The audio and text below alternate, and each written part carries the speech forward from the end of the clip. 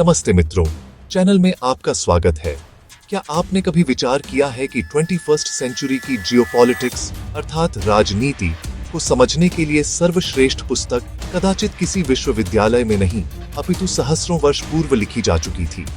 आज हम महाभारत के देवी देवताओं और दिव्य अस्त्रों से परे उसके वास्तविक स्वरूप को देखेंगे। एक ऐसी कथा जो शक्ति, रणनीति और मानवीय लोभ के उन जालों को दर्शाती है जो आज भी बिल्कुल वैसे ही हैं। चलिए प्रारंभ करते हैं। यह कथा मूल रूप से देखें तो एक उत्तराधिकार का संकट है।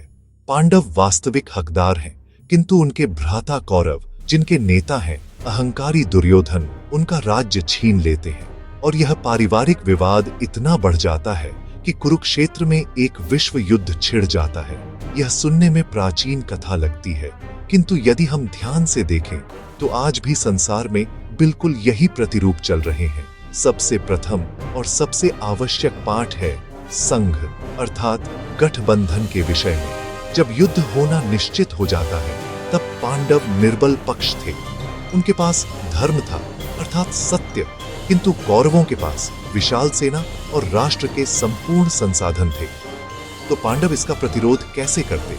वे एक संघ का निर्माण करते हैं। वे केवल सैनिक एकत्र नहीं करते, अपितु भिन्न भिन्न राज्यों को एक समान धर्म के लिए, एक समान उद्देश्य के लिए जोड़ते हैं। एक बड़ी शक्ति के विरुद्ध सब मिलकर खड़े होते हैं। कुछ परिचित लगा? तनिक आज के आधुनिक संघों जैसे नेटो के विषय में सोचिए। नेटो केवल शक्तिशाली राष्ट्रों का एक समूह नहीं है, वह लोकतांत्रिक मूल्यों के धर्म पर बना था। एक बड़े संकट के विरुद्ध आज हम भारत, यूएस, जापान और ऑस्ट्रेलिया के मध्य क्वाड जैसे नए गठबंधन देख रहे हैं। यह केवल एक सैन्य संधि नहीं है, यह एक समान विचार पर बना है।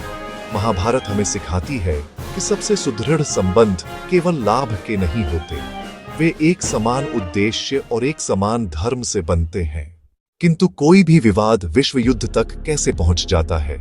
महाभारत इसका एक बिल्कुल स्पष्ट प्रतिरूप दिखाती है, जिसे आज हम एस्केलेशन ट्रैप अर्थात उत्तेजना का जाल कहते हैं। इस सब का प्रारंभ एक कपटपूर्ण द्यूत क्रीड़ा चौसर के खेल से होता है।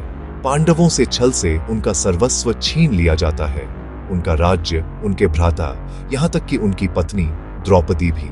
उन्हें सबके समक्ष अपमानित किया जाता है। इस एक घटना के पश्चात पीछे लौटना असंभव हो जाता है। कौरव पीछे नहीं हट सकते क्योंकि उन्हें अपना अपराध स्वीकार करना पड़ेगा, और पांडव यह अपमान विस्मृत नहीं कर सकते। इसके पश्चात प्रत्येक कार्य एक उत्तेजना होती है। प्रत्येक आघात का प्रत्युत्तर बड़े आघात से दिया जाता है। शांति के लिए अनेक प्रयत्न होते हैं। सबसे प्रसिद्ध प्रयत्न तब होता है जब श्री कृष्ण स्वयं शांति दूत बनकर जाते हैं। वे संपूर्ण राज्य नहीं, केवल 5 छोटे ग्राम मांगते हैं ताकि पांडव शांति से जीवन यापन कर सके। एक बहुत ही सरल समझौता, किंतु दुर्योधन अपने अहंकार और निर्बल न दिखने के भय में फंसा हुआ अस्वीकार कर देता है। वह कहता है कि वह पांडवों को सुई की नोक के बराबर भी भूमि नहीं देगा। उस एक क्षण में युद्ध होना निश्चित हो जाता है। कृष्ण का यह असफल प्रयास एक उत्कृष्ट उदाहरण है कि कैसे विवाद इतने बढ़ जाते हैं कि उन्हें रोकना असंभव हो जाता है। आज भी संसार में यही हो रहा है। एक छोटा सीमा विवाद, एक व्यापार युद्ध, और फिर चक्र प्रारंभ हो जाता है। नेता अपने ही अहंकार और निर्बल न दिखने के भय में फंस जाते हैं और विवाद बढ़ते बढ़ते युद्ध तक पहुंच जाता है।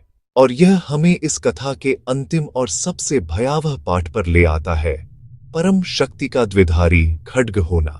महाभारत में अनेक पात्रों के पास दिव्य अस्त्र थे।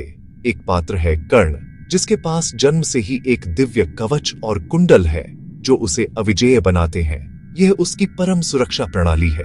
कोई उसे सम्मुख से पराजित नहीं कर सकता, किंतु यही शक्ति उसे छल का पात्र बनाती है और अंत में उसकी मृत्यु का कारण बनती है।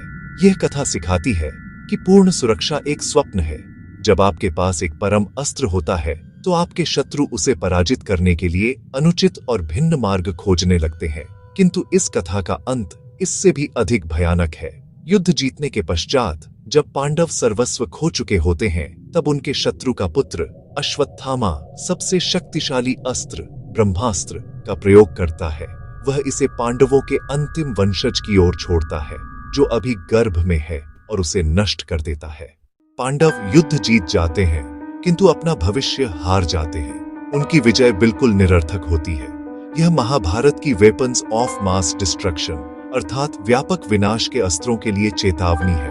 यह न्यूक्लियर वेपन्स के लिए एक आदर्श कथा है।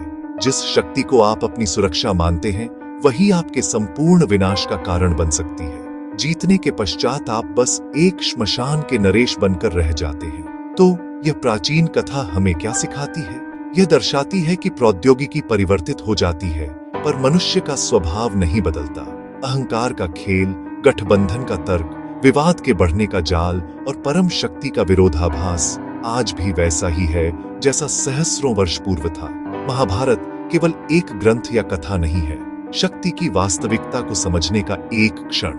यह हमारे अपने समय के लिए एक दर्पण है, जो हमसे पूछता है, क्या हम भी प्राचीन काल के नायकों की भांति अनजाने में एक ऐसे मार्ग पर चल रहे हैं जहां से लौटना संभव नहीं?